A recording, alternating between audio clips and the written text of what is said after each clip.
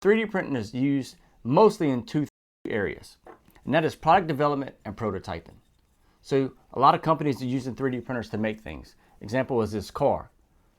You can create now your objects in computers and 3D print them at a very low cost without going through a whole manufacturing process that could take hundreds of thousands of dollars. And 3D printers are also good at testing your market idea. So you have a new concept, a new idea you want to make. Now you can actually use 3D printing, put that out there, and kind of see how the market feels about it at a much lower cost than going through a whole process of what you normally would have to do.